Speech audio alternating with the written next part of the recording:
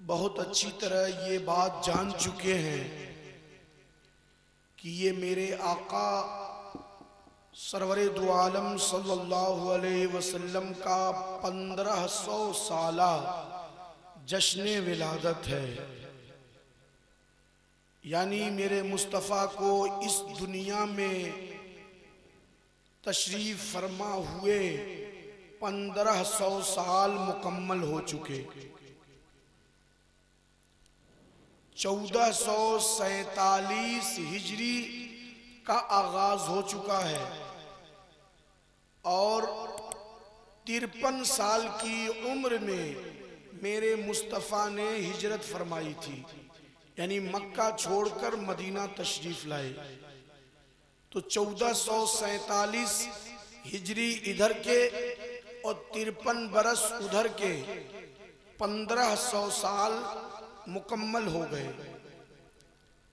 20 अप्रैल सन 571 ईस्वी को मेरे आका की आमद हुई। मुअर्रिख की तारीख में ये 1500 साल मुकम्मल हुए कमरी साल के एतबार से। शमसी सालों के एतबार से अगर आप देखें तो 3 साल के बाद 1500 साल मुकम्मल होंगे।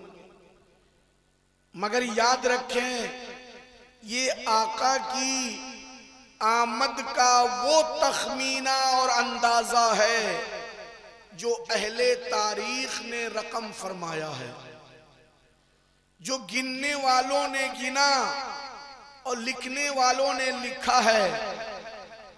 वरना हकीकत ये है कि मेरे मुस्तफ़ा सरवरे दो आलम सल्लल्लाहु अलैहि वसल्लम की असले तख्लीक उस वक्त हुई जबकि कायनात का कोई जर्रा वजूद में नहीं आया था, कोई शय मौजूद न थी। अल्लाह अज़्ज़ा वजल ने नूरे मुहम्मदी को पैदा फरमाया। तो ये दुनिया के जो साल हैं, ज़ाहिरी हयाते तैयबा की जो मियाद और उम्र है, उस एतबार से ये 1500 साल मुकम्मल हो रहे हैं। मगर हकीकत के एतबार से आका की विलादत कायनात की हर शय से पहले हो गई। आप बारहा इन उलमा से सुनते हैं, अव्वलु मा खलक़ल्लाहु नूरी। आका फरमाते हैं रब ने सबसे पहले मेरे नूर को पैदा फरमाया, हर शय से पहले। और हर शय से पहले रब ने नूरे मुहम्मदी को पैदा किया। इसकी मसलहते कामिला और हिकमते गामिज़ा क्या है, ये पैदा करने वाला रब जानता है। मगर हमारे उलमा, दानिश्वराने ज़ाम और मुहद्दिसीन फरमाते हैं कि अल्लाह अज़्ज़ा वजल ने अपने महबूब के नूर को हर शय से पहले इसलिए पैदा फरमाया ताकि दुनिया की कोई चीज मेरे मुस्तफ़ा पर एहसान न जतला सके, सुभान अल्लाह, मेरे आका पर मिल्कियत का दावा न करे। जमीन ये न कह सके कि मैं न होती तो नबी कदम कहां रखते। आसमान ये न कह सके कि मैं न होता तो सर पे साया कौन करता। सूरज ये न कह सके कि मैं न होता तो रसूल को रोशनी कहां से मिलती। चांद ये न कह सके कि मैं न होता तो रसूल को चांदनी कहां से मिलती। कायनात का कोई जर्रा मेरे महबूब पर एहसान जतलाने के लायक ना रहे, इसलिए रब ने नूरे मुहम्मदी को हर शय से पहले पैदा फरमाया। नारे तकबीर, नारे रिसालत। उसको इस अंदाज में समझें। ये हजरत मौलाना हामिद रजा साहब हैं। मैं मौलाना हामिद रजा साहब के घर पहुंचा और मैंने देखा कि हजरत ने अपने घर के दरवाजे पर एक गुलाब का पौधा लगाया हुआ है। फर्ज कीजिए वो गुलाब खिला हुआ है, उसकी भीनी भीनी खुशबू फैली हुई है, आने जाने वाले लुत्फ अंदोज हो रहे हैं।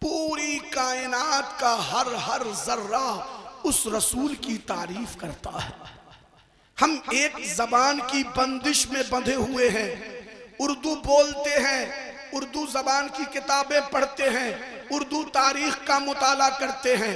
कोई फारसी बोलता है उस जबान में महदूद है, कोई अरबी बोलता है उस जबान में महदूद है, मगर मेरे मुस्तफ़ा की तारीफ और आपकी ताजीम के बयानात किसी एक जबान में महदूद नहीं है। दुनिया में जितनी जबानें बोली जाती हैं, हर जबान में मेरे मुस्तफ़ा की तारीफ होती है। सुभान अल्लाह, माशाअल्लाह। हर साल हर जबान में तहकीक करके मुहक्किकीन सीरत मुस्तफा पर हजारों किताबें लिखते हैं, मगर कोई दावा नहीं कर सकता कि हमने सीरत रसूल का हक अदा कर दिया। नहीं, सब यही कहते हैं कि अभी हमने अजमत रसूल का एक कतरा भी नहीं पाया है, मुस्तफा की अजमतों का एक जर्रा भी नहीं देखा है। आप अंदाजा लगाओ, मखदूम साहब के बारे में आपसे कहा जाए कि उनकी सीरत पर कोई अंग्रेजी जबान में किताब ले आओ तो आप कहेंगे कि वो सिमनान में पैदा हुए, फारसी जबान में तो ला सकते हैं, हिंदुस्तान में क़याम पजीर हुए, उर्दू जबान में तो ला सकते हैं, मगर अंग्रेजी में नहीं ला सकते। मगर मुस्तफ़ा जाने रहमत की वाहिद वो ज़ात है जिनकी सीरत पर पूरी दुनिया में जितने लैंग्वेज बोले जाते हैं, जितनी जबानें बोली जाती हैं, हर जबान में सीरत मुस्तफ़ा पर किताबें आपको दस्तयाब हैं। बेशक, ये मेरे आका की जात है। मेरा रब फरमाता है व रफ़अना लका ज़िक्रक, ए महबूब हमने आपके जिक्र को बुलंदी अता फरमाई। कितनी बुलंदी अता फरमाई, कितनी बुलंदी अता फरमाई। मेरे रब ने हज़रत जिब्रील के जरिए रसूल से बता दिया, इज़ा ज़ुकिरतो ज़ुकिरता मई, इतना बुलंद किया ए महबूब, जहां जहां मेरा नाम लिया जाएगा वहां वहां तेरा नाम लिया जाएगा। सुभान अल्लाह, सुभान। जिक्र खुदा जो उनसे जुदा चाहो नजदी हो, वल्लाह जिक्र हक नहीं कुंजी सकर की है। मेरे आका सरवरे दो आलम सल्लल्लाहु अलैहि वसल्लम की अजमतों की बात आती है तो तुम कहते हो कहां लिखा है। सुनो, लिखने वालों ने किताबों के अंबार लगा दिए, पूरी दुनिया में दलीलों की भीड़ और बोहतात लगी हुई है। मैं तुम्हें दलीलें नहीं देना चाहता, मैं सिर्फ ये बता सकता हूं कि मिलादे मुस्तफा मनाना ये सुन्नी के मुकद्दर में लिखा है, ये सुन्नी के नसीब में दिल लिखा है, ये सुन्नी की तकदीर में लिखा है। बेशक, सुभान अल्लाह। क्या ऐसा हो सकता है फूल का जिक्र छिड़े और बुलबुल कहे कहां लिखा है, बात शमा की निकल जाए और परवाना कहे कहां लिखा है, जिक्र रसूल का हो उम्मती कहे कहां लिखा है। अरे जब महबूब के तस्करे होते हैं तो मुहिब का दिल मचल जाया करता है। हज़रत इमाम शाफ़ई फरमाते हैं मेरे महबूब का जिक्र करो, आका का तस्करा वो कस्तूरी है कि जूं जूं मसलते जाओगे उसकी खुशबू मशाम जां को मुअत्तर करती चली जाए। हज़रत शेख अल महदी रहमतुल्लाह अलैह फरमाते हैं कि जिक्र मुस्तफ़ा सुनकर जिस दिल में ठंड न समाए, समझो कि उस सीने में किसी मोमिन का दिल ही नहीं है। अल्लाह अल्लाह, आप अंदाजा लगाएं कि जिक्र मुस्तफ़ा से कितना लुत्फ मिलता है मोमिन को। मुतरिब से कहो कि छेड़े जरा उस जाने तमन्ना का किस्सा, फुरकत के भयानक लम्हों में कुछ दिल को सहारा हो जाए। उनका नाम लबों पर आए, मीठा मीठा मुंह हो जाए, उनके बोल बहारों जैसे और असहाब सितारों जैसे, उनसे प्यारा नहीं है कोई जिनसे बिछड़ के लकड़ी रोई। जब वो सैर को जाया करते सर पे बादल साया करते।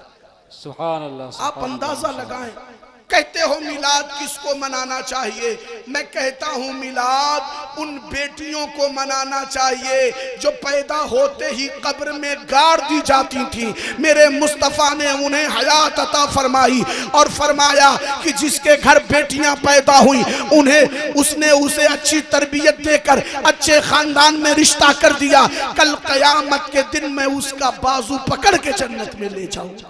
वाह सुभान अल्लाह। उन बेटियों को मिलाद मनाना चाहिए, उन माओं को मिलाद मनाना चाहिए जिनकी औलादें गले में रस्सियां डालकर चौराहों पे उन्हें बेच दिया करती। मेरे आका ने फरमाया, ऐ लोगों, जन्नत सिदरतुल मुंतहा की बुलंदी पर थी, मैंने उठा के तेरी माँ के कदमों के अंदर रख दिया। उन बापों को मिलाद मनाना चाहिए जिनकी औलादें उन्हें लाठी और डंडे मारा करती थी।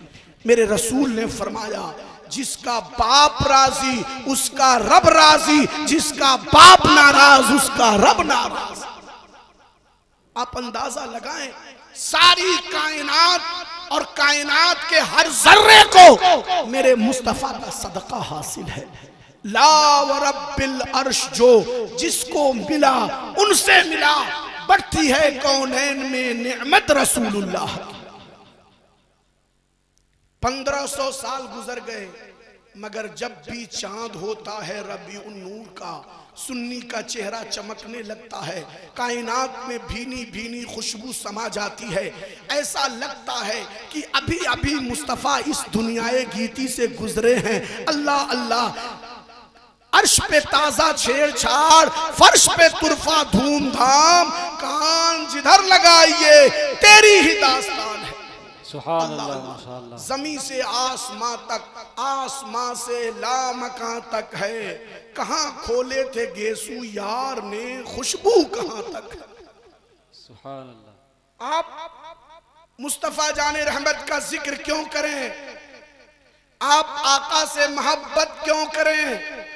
तो सुनिए, 4 बातों की वजह से मोहब्बत की जाती है।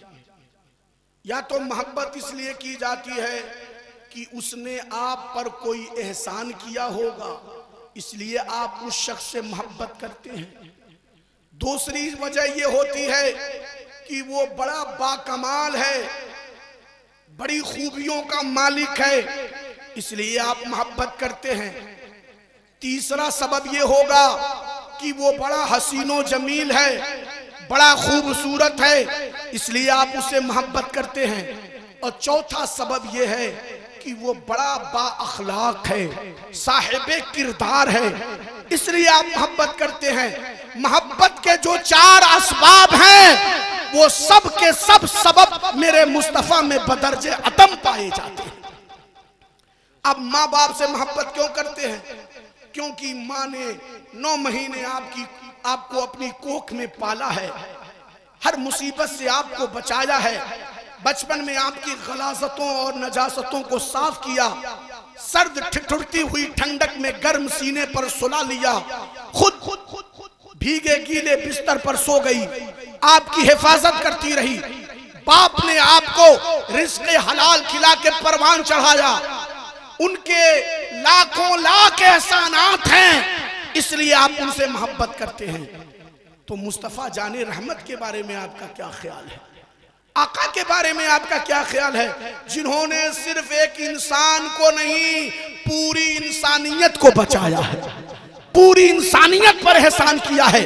इंसानियत सिसक रही थी, दम तोड़ रही थी, कराह रही थी, मेरे आका ने शैतानियत के पंजे से, जबरो इस्तेदाद से छीन कर इंसानियत की हिफाजत फरमाई। अल्लाह अल्लाह, सारी कायनात के हर जर्रे पर मुस्तफ़ा ने एहसान फरमाया। तो आप मुहसिने आजम हैं, सबसे बड़े एहसान करने वाले। अगर एहसान की बिना पे मोहब्बत की जाती है तो जरूरत है कि सबसे बड़े मुहसिन से मोहब्बत की जाए। और अगर कमाल और खूबी की बिना पे मोहब्बत की जाती है तो मेरे मुस्तफ़ा को रब ने कितना कमाल अता फरमाया। अल्लाह अल्लाह, 1,24,000 कमो बेश अंबिया को अल्लाह ने जो कमालात अता फरमाए वो सारे कमालात अल्लाह अज़्ज़ा वजल ने तन्हा मुस्तफ़ा जाने रहमत को अता फरमाए। सुभान अल्लाह। हुस्न यूसुफ, दमे ईसा, यदे बैजादारी, हजरत यूसुफ का हुस्न हो या हजरत ईसा का फूंक मारना। फूंक मार दें तो मुर्दा जिंदा हो जाए, फूंक दें तो बीमार शिफा पा जाए, फूंक दें तो अंधा अखियारा हो जाए, फूंक दें तो कोढ़ी और जो अबरस का मरीज है, जो कोढ़ी है, वो भी चंगा हो जाए। यदे बैजा, हजरत मूसा अलैहिस्सलाम को रब ने यदे बैजा अता फरमाया। उनकी हथेली की गहराई में बैजा यानी अंडे के बराबर सफेद रोशनी पैदा होती और उससे इशारा करते तो मरीज़े शिफायाब होते। फरमाते हैं हुस्न यूसुफ, दमे ईसा, यदे बैजादारी, आचा खूबा हमादारंग, तू तन्हा दारी। ए आका, वो सारी खूबियां जो सारे पैगंबर अलग अलग रखते हैं, आप तन्हा सारी खूबियों को इकट्ठा अपनी जात में रखते। सारे कमालात मुस्तफा को अता किए गए। आपने देखा नहीं मेराज के सफर में बैतुल मुकद्दस में सारे अंबिया मौजूद हैं, इमामत का मुसल्ला खाली है। सब चाहते हैं कि रसूल इमामत के मुसल्ले पे जाएं। गौर करने की बात है। इन उलमा की बारगाह में आइए, हजरत मुफ्ती साहब की बारगाह में आइए, मौलाना बदरुद्दीन साहब और मौलाना हामिद साहब से आप करीब होकर दीन को समझिए। इमामत का मसला क्या है, कौन इमामत कर सकता है?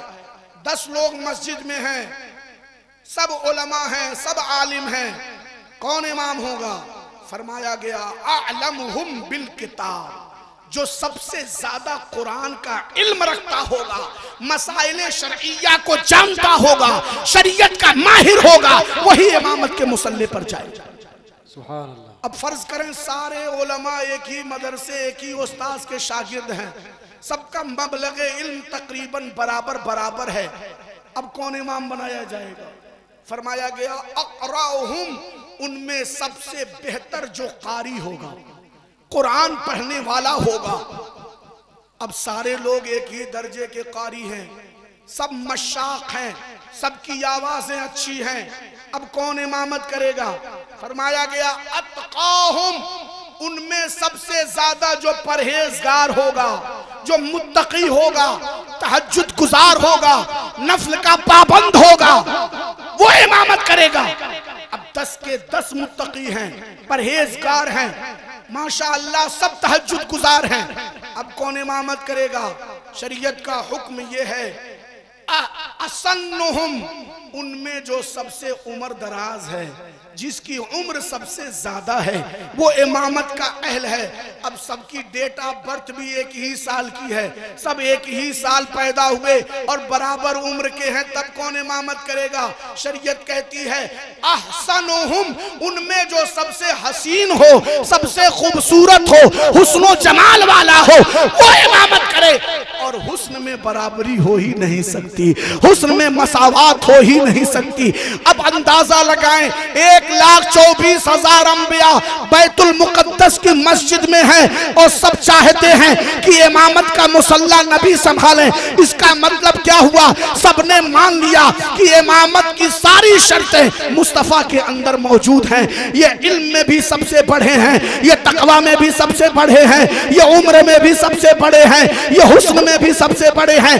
सारे कमालात जो 1,24,000 को अलग अलग अता किए गए, वो तन्हा इकट्ठा मेरे मुस्तफा को अता फरमा दिया। नारे तकबीर, नारे रिसालत, जश्न ईद मिलादुन नबी, आमद मुस्तफ़ा, नारे तकबीर, नारे रिसालत। मुफस्सिरीन फरमाते हैं, अहले इल्म फरमाते हैं कि अल्लाह अज़्ज़ा वजल ने अक्ल के 100 हिस्से पैदा फरमाए, एक हिस्सा अक्ल से पूरी दुनिया को अता फरमाया और 99 हिस्से अक्ल के तन्हा मुस्तफा को अता फरमाया।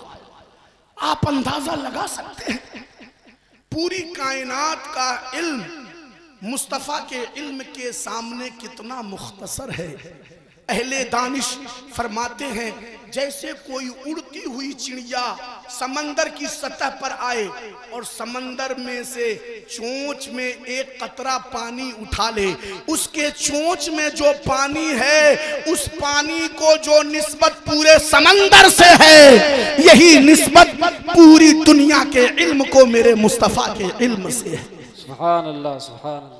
और अल्लाह का इल्म कितना है, फरमाते हैं अल्लाह के इल्म का कोई तनासुब नहीं बयान किया जा सकता, क्योंकि रसूल का इल्म अलग है, अल्लाह का इल्म गैर महदूद है, लामुतनाही है। इसलिए नहीं कह सकते कि वो उसका करोड़वां हिस्सा है कि अरबवां हिस्सा है, नहीं, अल्लाह का इल्म तो बिल्कुल गैर मुतनाही है। पूरे समंदर को अल्लाह के इल्म से कोई निस्बत ही नहीं है। अल्लाह अल्लाह। अब आप पता अंदाजा लगाएं कि मेरे नबी का कमाल कितना बढ़ा हुआ है। तो अगर कमाल की बिना पे मोहब्बत करनी है तो मुस्तफा पे जान निछावर कीजिए, आका पर कुर्बान हो जाइए। और तीसरा सबब है हुस्नो जमाल, खूबसूरती की बिना पर मोहब्बत करना। मेरे मुस्तफा का हुस्नो जमाल देखना चाहते हैं, कुरान खोलिए, पूरा कुरान हुस्ने मुस्तफा की दास्तान बयान करता नजर आता।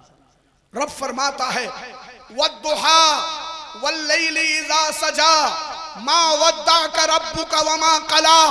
ए महबूब, आपके चमकते हुए चेहरे की कसम, आपकी काली काली जुल्फों की कसम, मा वद्दाका रब्बुका वमा कला, न आपके रब ने आपको छोड़ा है न आपसे जुदाई इख्तियार की।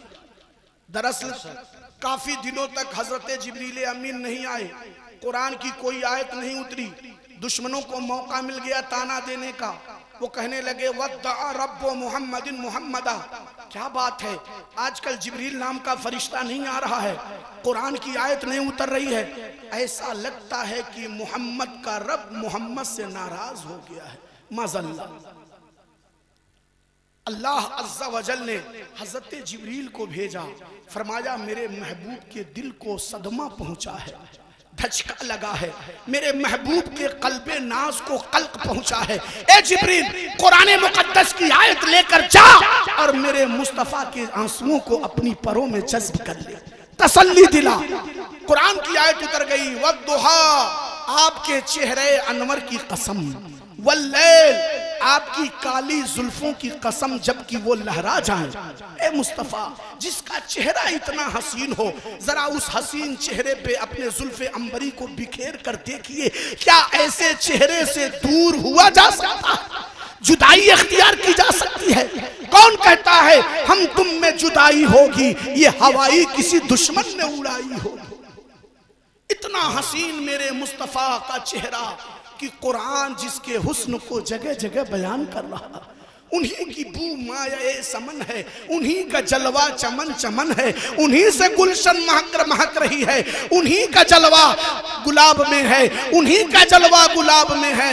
ये लब है गुलहाए नाज उनके, हजारों झड़ते हैं फूल जिनके, गुलाब गुलशन में देखे बुलबुल, ये देख गुलशन गुलाब में है। सुभान अल्लाह, सुभान अल्लाह, बहुत खूब, माशाअल्लाह। उनका हुस्न तो ऐसा है कि मोमिन यही कहता है, दिल में जिगर में आंख में बस तू ही तू रहे, तेरे सिवा न दिल में कोई आरज़ू रहे। इस एहतिमाम शौक में सजदे करूं अदा, तेरा ख्याल आए तो दिल बावजू रहे। और जन्नत मेरे नसीब की वाइस को बख्श दे, मेरे कफन में गेसुए जाना की बू रहे। खुलना गजब हुआ तेरी जुल्फे दराज का, फांसी गले में डाल के दुनिया लटक गई। अल्लाह अल्लाह।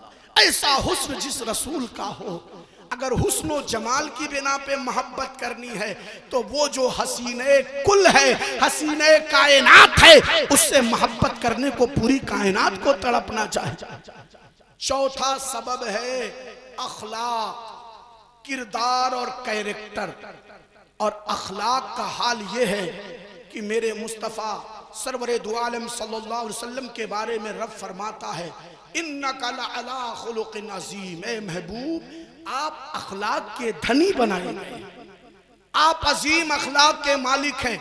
हजरत आयशा हम मोमिनों की माँ फरमाती हैं कान नबी सल्लल्लाहु अलैहि वसल्लम अहसन नास खुलुका, मेरे आका तमाम लोगों में सबसे ज्यादा हुस्न अखलाक वाले थे। तमाम मखलूक में सबसे ज्यादा अच्छे अखलाक वाले थे। काना अलियन नास, आप लोगों में सबसे ज्यादा नर्म दिल थे, नर्म मिजाज थे। लम यकुन फाहिशा वला मुतफहिशा, न जबान में फुहशपन था, न तबीयत में फुहशपन था, न जाहिर में कोई फूहड़पन था, न बातिन में कोई फूहड़पन था।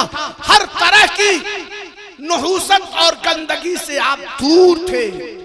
लम यज्ज़ि सय्यत बिस्सय्या वलाकिन याफू व यस्फा, बुराई का बदला बुराई से नहीं देते, लोगों को माफ कर देते, दरगुजर कर देते, मुस्कुरा के टाल दिया करते। काना यखदिमु नफ्सहू, अपना काम खुद कर लिया करते। काना यहलिबु शातहू, अपनी बकरी खुद दूह लिया करते, अपनी बकरी का दूध अपने हाथों निकाल लिया करते। काना यखीतो नालैहि, अपने जूते में टांक लगा लिया करते। काना यामलो का अमल रिजाल फी अहलिही, जैसे मर्द अपने घरों में काम करते हैं, मेरे आका की सादा जिंदगी थी, लोगों की तरह घर का काम काज कर लिया करते। वलम्मा समिअल मुअज्जिन खरजा इला सलाह, जब मुअज्जिन की आवाज सुनते तो नमाज को मस्जिद की तरफ निकल जाया। कितनी प्यारी जिंदगी, कितना आला अखलाक।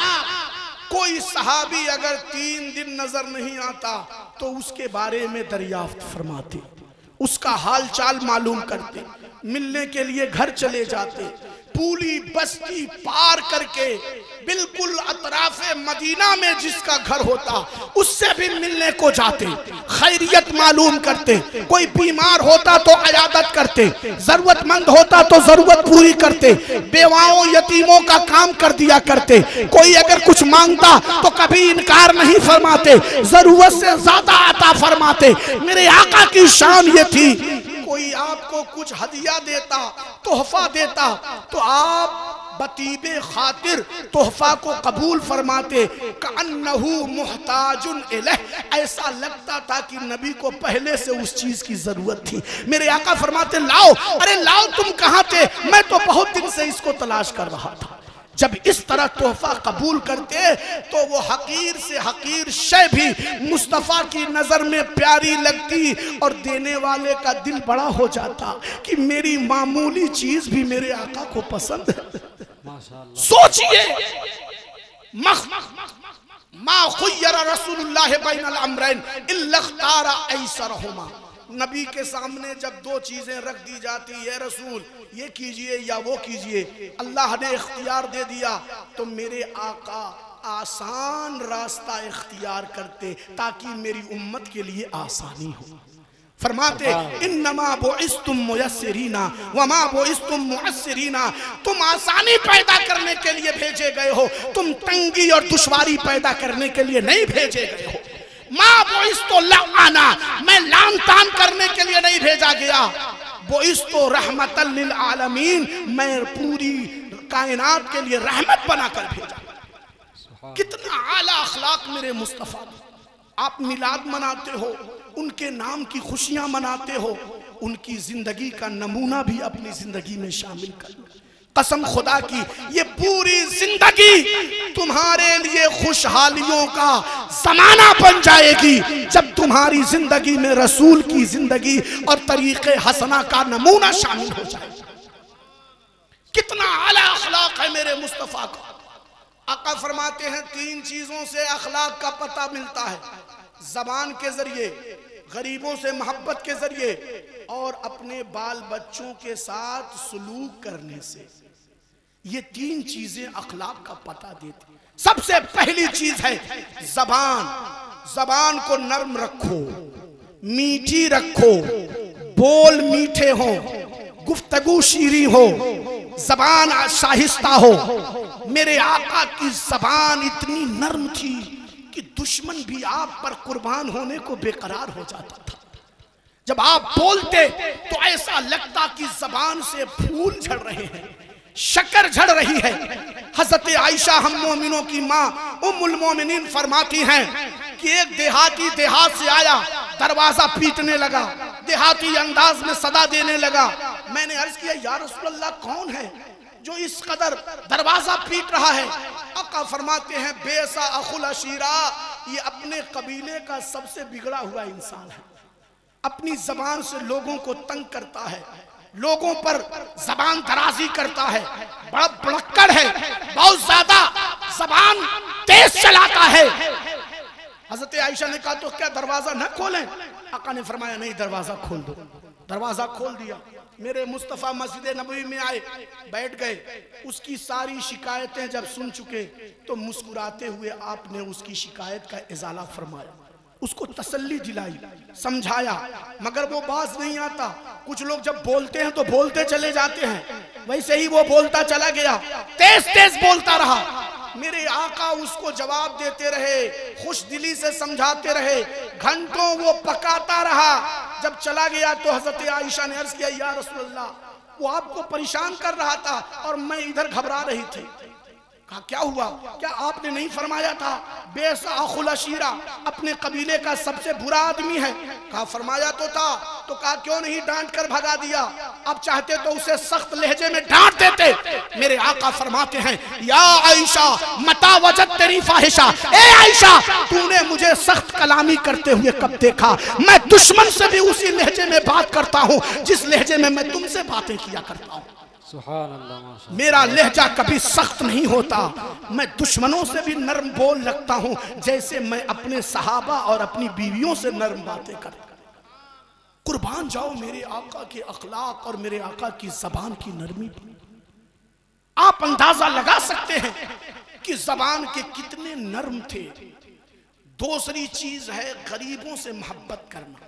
मेरे आका रब की बारगाह में जब दुआ करते तो कहते, अल्लाहुम्मा इन्नी औज़ु बिका, अल्लाहुम्मा इन्नी असअलुका फ़िअलल खैरात व तर्कल मुनकरात व हुब्बल मसाकिन। ए अल्लाह, मैं तुझसे सवाल करता हूँ नेक काम करने का, बुराई से दूर रहने का और गरीबों से मोहब्बत करने का। गरीबों से मोहब्बत करना ये अखलाक की दलील है। मालदारों से मोहब्बत तो हर कोई करेगा, मालदारों से तो पूरी दुनिया मोहब्बत करती है, क्योंकि ये दरअसल इंसान से मोहब्बत नहीं है, ये उसके माल से मोहब्बत है, उसकी दौलत से मोहब्बत है।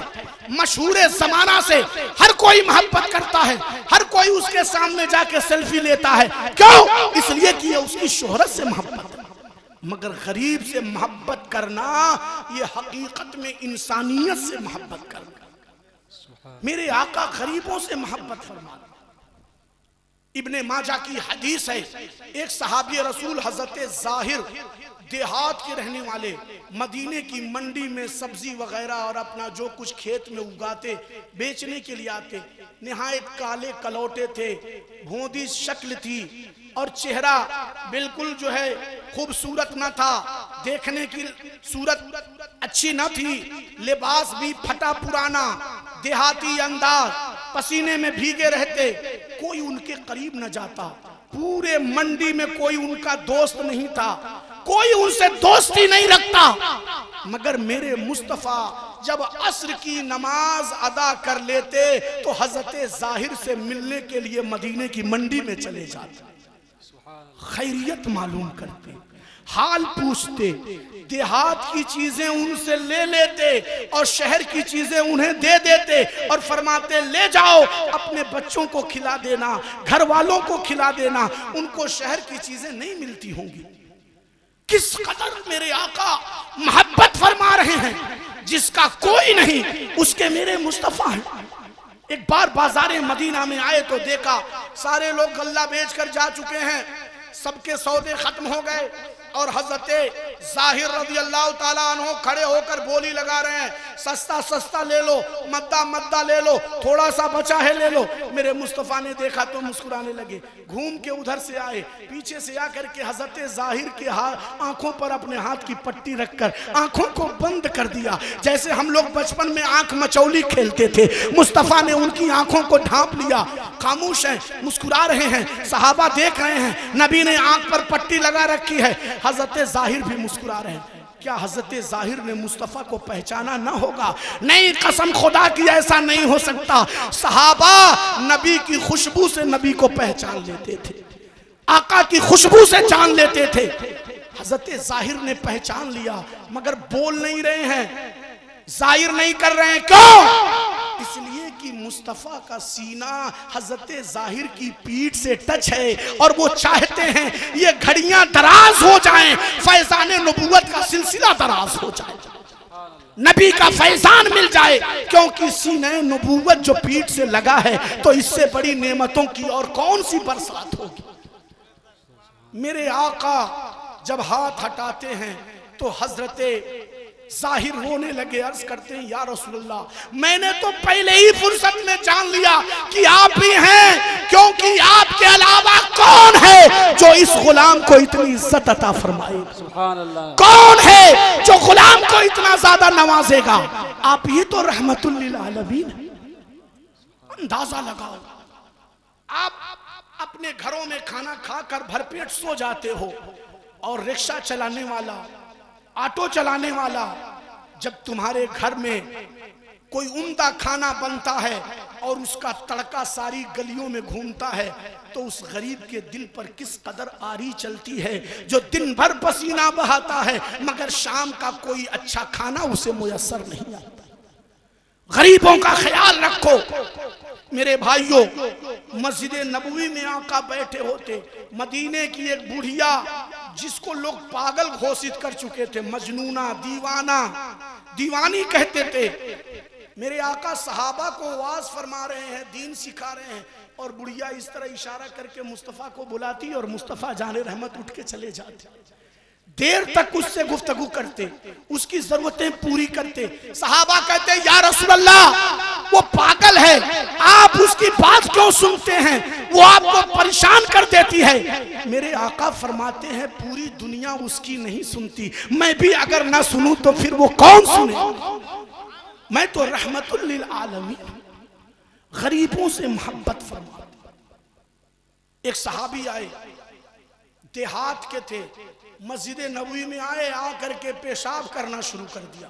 कितनी भोंडी बात थी, पेशाब करने लगे। सहाबा दौड़ पड़े, उनको पकड़ के खींचना चाहा। मेरे मुस्तफ़ा ने फरमाया ठहरो, रुको, उसको मरीज मत बनाओ, पेशाब कर लेने दो, पेशाब रोक दोगे मरीज हो जाएगा। पेशाब कर चुके, मेरे आका ने फरमाया डोल में पानी लाओ और मस्जिद को धुल दो। मस्जिद को धुलवा दिया, फिर करीब बुलाया, प्यार से समझाया, फरमाया इन्नमा हाज़िहिल मसाजिद बुनियत लिस्सलात व लिज़िक्रिल्लाह व लितिलावतिल कुरान। ये मस्जिद है, यहाँ नमाज पढ़ा जाता है, यहाँ जिक्र इलाही होता है, यहाँ कुरान की तिलावत होती है। मस्जिद में ये सब काम नहीं करना चाहिए। वो देहाती कहते हैं मुस्तफ़ा ने इतने नर्म अंदाज में मुझे इस्लाह दी कि कसम खुदा की मदीना छोड़कर जाने का कभी मन ही नहीं करता। हम भी तो इस्लाह करते हैं मस्जिद में, किसी के मोबाइल की घंटी बजती है तो लगता है उसकी गर्दन उड़ा देंगे, लगता है खानदानी दुश्मनी निभा लेंगे। नहीं, दीन को सीखो पहले रसूल से, फिर दुनिया वालों को सिखाओ, अखलाक मुस्तफ़ा का सबक पढ़ो। तीसरी बात है बाल बच्चों से मोहब्बत करना। जो अपने घर वालों से मोहब्बत करता है, उनको खिलाता है, पिलाता है, जरूरतें पूरी करता है, नर्म अखलाक से पेश आता है। आका फरमाते हैं खैरुकुम खैरुकुम ले अहली व अना खैरुकुम ले अहली। तुम में सबसे आला अखलाक वाला वो है जो अपने बच्चों के साथ नेक सलूक करे और मैं पूरी दुनिया में सबसे अच्छा सलूक करने वाला हूं। आप अंदाजा लगाएं कि मेरे मुस्तफ़ा सरवरे दो आलम सल्लल्लाहु अलैहि वसल्लम अखलाक में भी सबसे बढ़कर है। तो वो चार खूबियां जिनकी बिना पर मोहब्बत की जाती है, वो चारों खूबियां कामिल दर्जे की मुस्तफ़ा में मौजूद हैं। तो फिर हम मुस्तफ़ा से ना मोहब्बत करें तो क्या किसी दुनियादार से मोहब्बत करें? आप उनका जिक्र कीजिए, उनके चर्चे कीजिए, उनके नाम की महफिलें मनाइए, उनके नाम से आप जश्न का इनेकाद कीजिए, क्योंकि वो करीम मुस्तफ़ा हैं जिन्होंने सारी नेमतों का सबब बनकर नेमतों की बरसात हम पर कराई है। अल्लाह अज़्ज़ा वजल की बारगाह में दुआ है, मौला ताला हम सबको आका की सच्ची गुलामी अता फरमाए, उनके सदक़े हमें दुनिया आखिरत की सआदतें अता फरमाए और उनकी मोहब्बत हमारे दिलों में जागुज़ी फरमाए। वमा अलैना इल्लल बलाग। अस्सलामु अलैकुम व रहमतुल्लाहि व बरकातुहू।